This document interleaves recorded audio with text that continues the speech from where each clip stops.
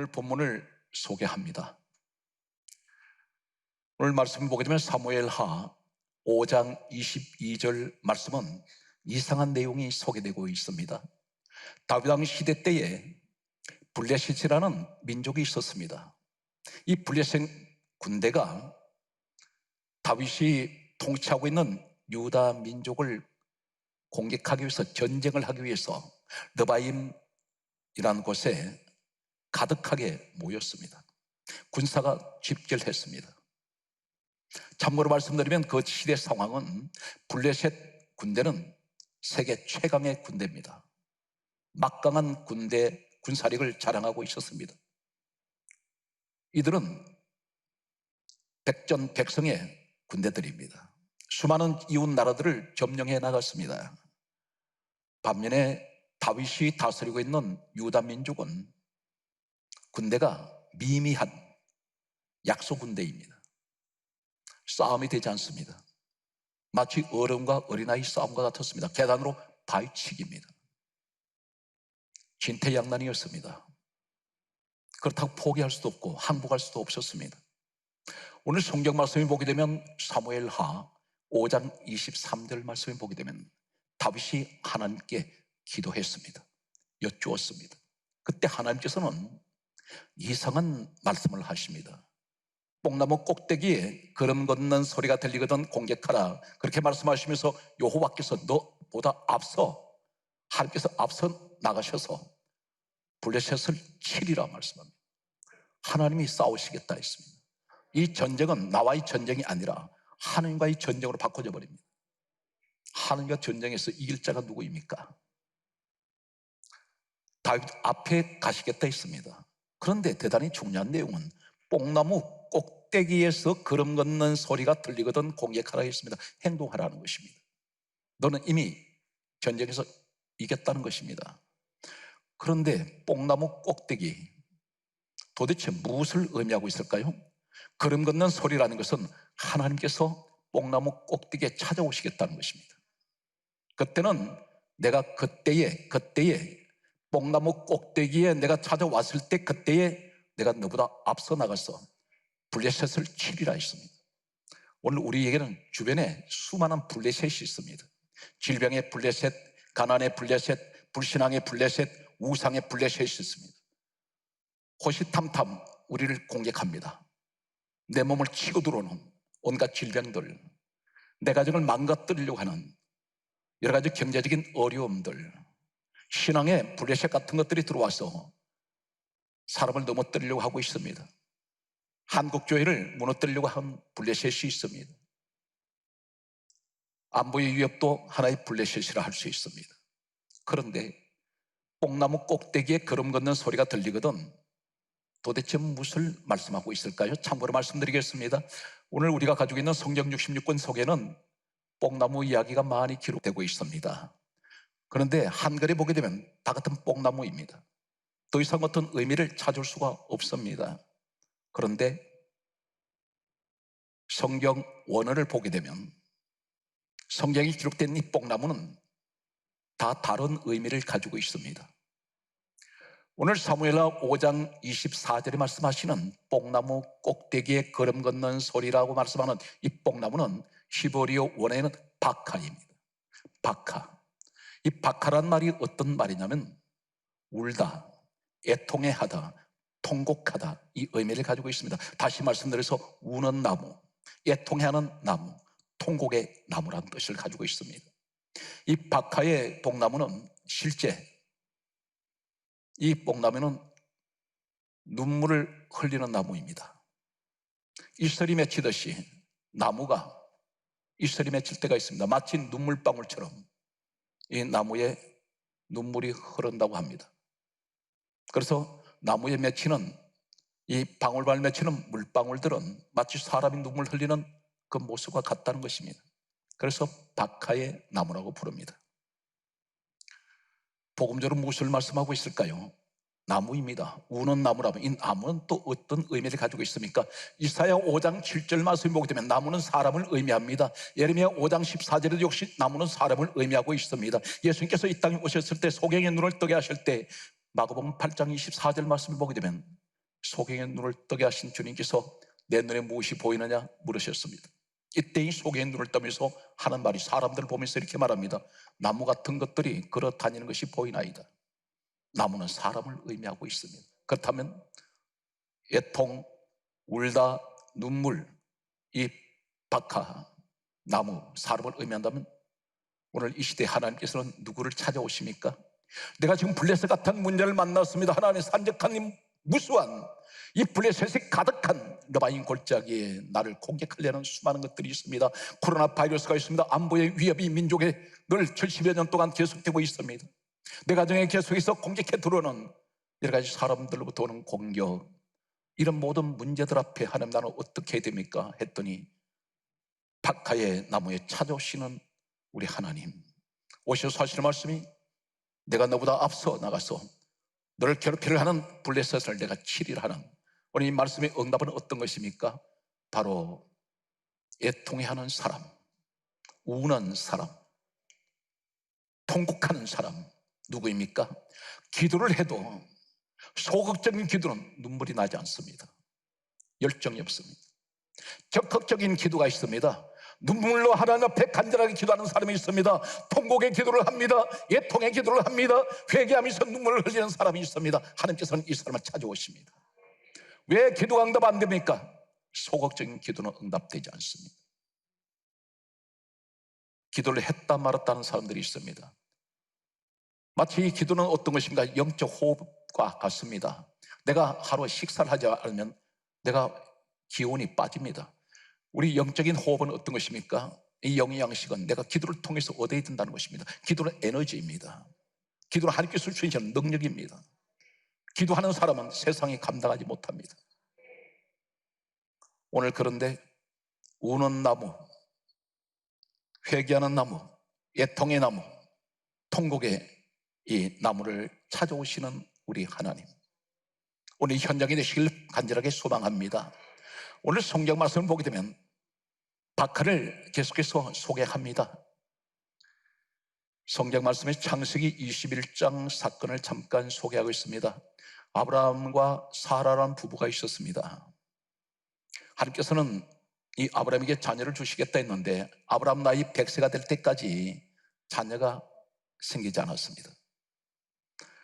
이 아브라함 부인 사라가 자신의 몸종인 하갈이라는 여자를 아브라함 남편에게 아내로 주었습니다. 그러면서 그 하갈을 통해서 자녀를 낳도록 했습니다. 아브라함과 하갈이 동침했습니다. 그리고 아들을 낳았는데 그 아들이 이스마엘입니다. 이스마엘을 낳고 난 후에 아이를 낳지 못할 줄 알았던 사라에게서 아들이 태어났습니다. 그 아들이 이삭이라는 아들이 태어났습니다. 이삭 아들이 태어났을 때 사라는 아브라함 남편에게 하갈과 이스마엘을 내쫓으라고 말합니다. 사라의 말을 들은 아브라함은 물 한 가죽 부대를 하갈 여인에게 주면서 그 몸에서 태어난 이스마엘과 함께 오늘 성경 말씀을 보게 되면 창세기 21장 15절에 내쫓았습니다. 내쫓긴 것이 어디냐면 부엘세바라는 지옥의 사막이었습니다. 가도 가도 끝이 없는 열사의 사막입니다. 이곳에서 1시간 이상 버텨내는 사람이 없습니다. 오늘 창세기 21장 15절에 보면 하갈과 어린 아이 이스마엘은 사막 한가운데를 발을 디디고 서 있어 뜨거워서 서 있을 수 없는 이 열사의 사막에서 헤매다가 가죽 부대에 물이 떨어졌습니다. 마실 물이 없습니다. 오늘 성경 말씀은 이렇게 기록합니다. 창세기 21장 15절 말씀을 보게 되면 이 아이 이스마엘을 하갈이 관목 덤불 나무 아래 두고 이렇게 기록합니다. 두었다 있습니다. 관목 덤불입니다. 가시나무가입니다. 그늘이라고 할 수 없습니다. 앙상한 줄기밖에 없는 이곳에다가 아이를 두고 오늘 성경 말씀은 이렇게 기록하고 있습니다. 창세기 21장 16절에 보게 되면 하갈이 이렇게 말합니다. 차마 아이가 죽는 것을 내가 보지 못하겠다 하고 화살 한바탕 거리 떨어진 곳으로 갔습니다. 여기 떨어진 곳, 화살 한바탕이라는 것은 거리가 어느 정도 있냐면 장정이 화살을 당겼을 때 화살촉이 떨어지는 거리가 한바탕 거리입니다. 그런데 한글 성경에는 단순하게 이 아이가 감목 덤불 아래 두었다는 이야기와 그리고 이 하갈이 화살 한바탕 거리 떨어진 곳으로 갔다는 이 이야기가 특별하게 보이질 않습니다. 그런데 원어는 그렇지가 않습니다. 심각합니다. 관목 덤불 아래 두고란 이 말은 히브리어로 샬라크입니다. 샬라크라 말은 내 던지다, 내 버리다, 포기하다. 하갈 여인 입에서 고백된 말이 있습니다. 내가 차마 이 아이가 죽는 것을 내가 보지 못하겠다. 이 말이 무슨 말입니까? 아이가 숨이 넘어가고 있습니다. 숨이 끊어지려 하고 있습니다. 그래서 이 아이가 죽는 것을 내가 차마 보지 못하겠다고 했습니다. 그래서 이 여인이 화살 한바탕 거리 떨어진 곳으로 갔다는 떨어진 이 말이 무슨 말이냐면 떠나가다 이 말입니다. 다시 말씀드려서 말씀을 정리하면 하갈은 이 이스마엘이 갈증과 목이 타들어가는 이 목마름 때문에 아이가 죽어갈 때 이제 곧 아이가 죽을 것 같습니다. 그래서 이 아이를 버려버렸습니다. 내던져버렸습니다. 포기하게 됩니다. 그리고 떨어진 곳으로 갔다는 것 이미 등을 돌리고 떠나가고 있습니다. 화살 한바탕 거리쯤 가다가 어쩌면 이 하갈이 자신한 아이가 저대로 죽어가는데 이 어머니 하갈은 도저히 방법이 없습니다. 자신이 사랑하는 아이지만 이 아이가 죽어가는데 어떤 방법을 취할 수가 없습니다. 그래서 돌아가다가 떠나가다가 버리고 가다가 뒤를 돌아보면서 그런 그 자리에 앉아서 먼발치에서 아이를 보면서 울고 있습니다. 성경 강조합니다. 심히 통곡을 했습니다. 심히 울었습니다. 우리 모습은 어떠신가요? 내가 낳은 사랑하는 자녀들이 있습니다. 항상 부모의 마음속에 이 아이가 평생을 건강하게 행복하게 살아가기를 바랬습니다. 그런데 상황은 전혀 정반대였습니다. 아이가 불행해졌습니다. 아이가 부모님보다 먼저 세상 떠나버렸습니다.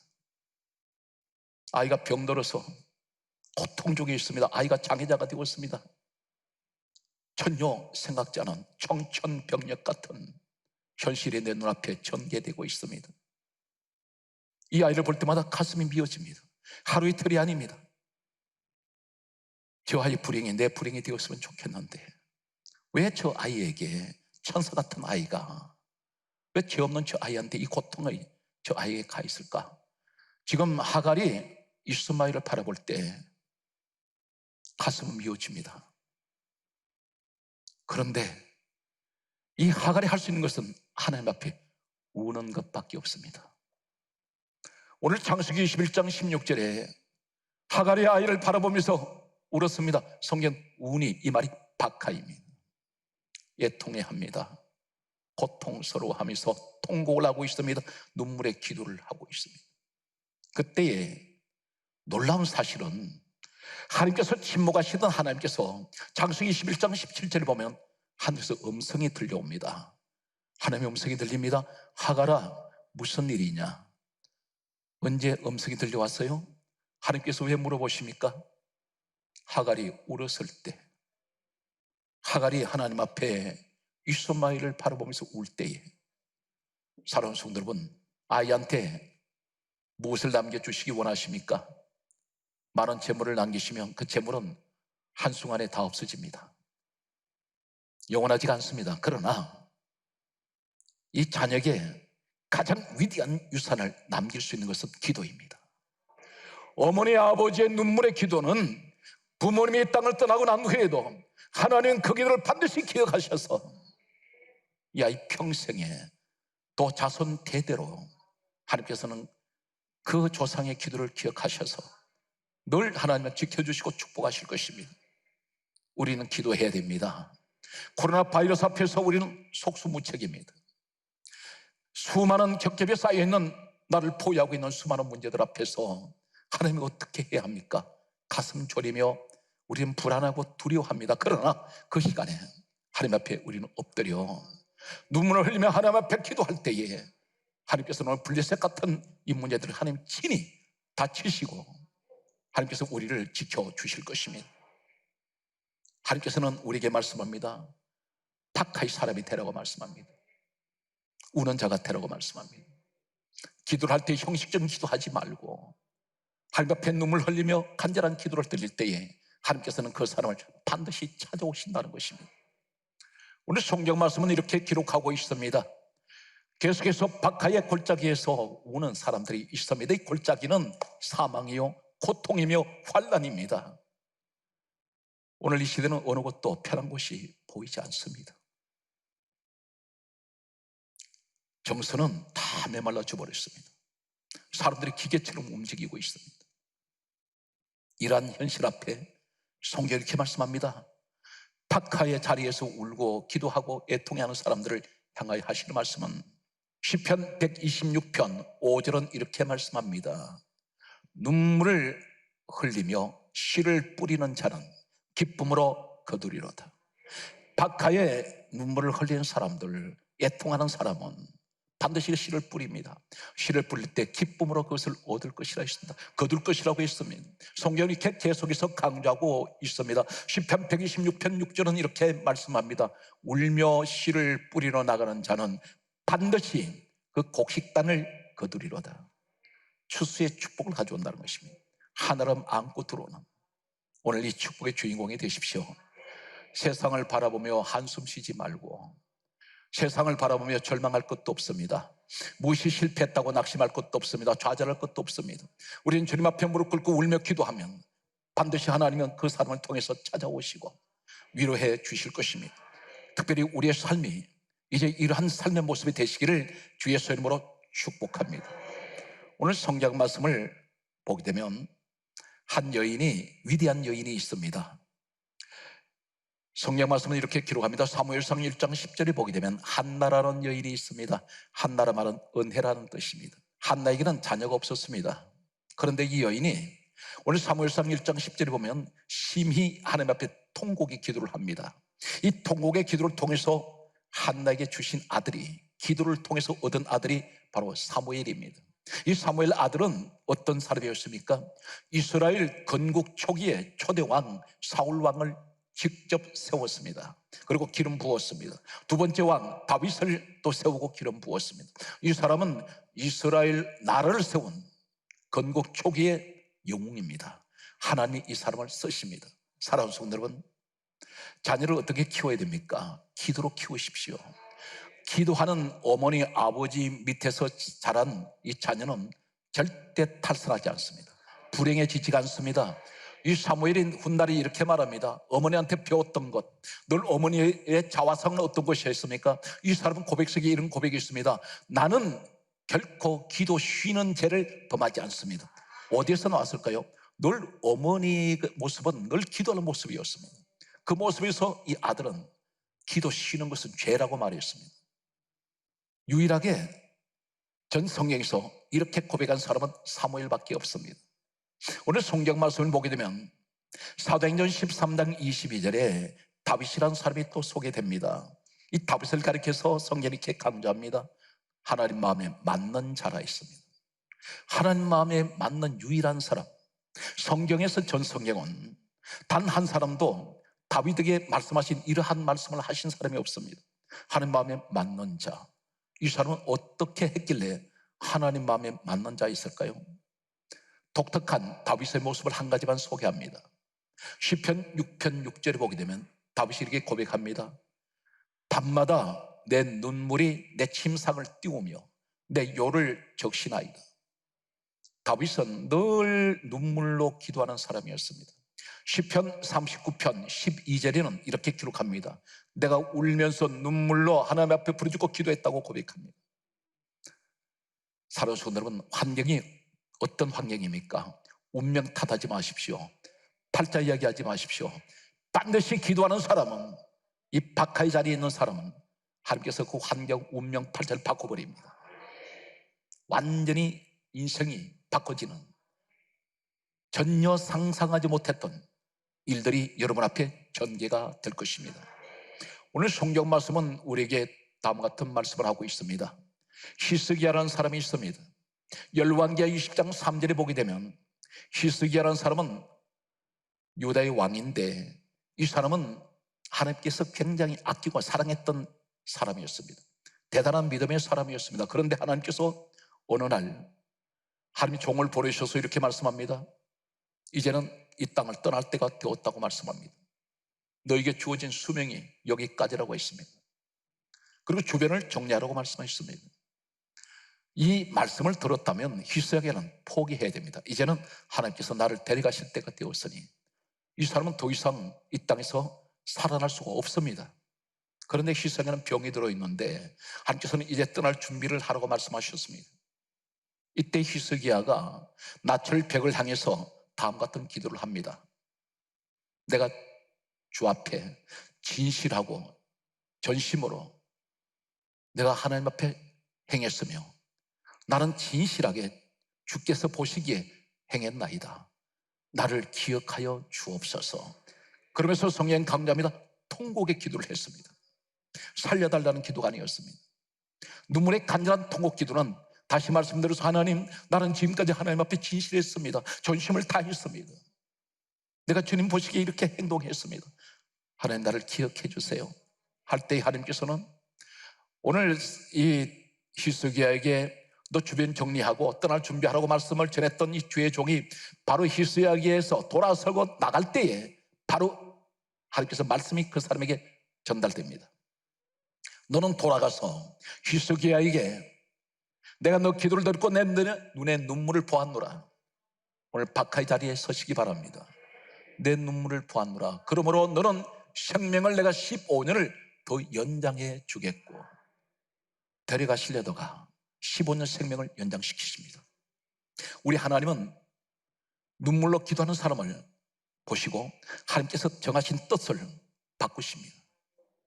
오늘 사랑하는 성도 여러분, 내게 재앙이 올 때에 눈물로 기도할 때 화가 변화의 복이 됩니다.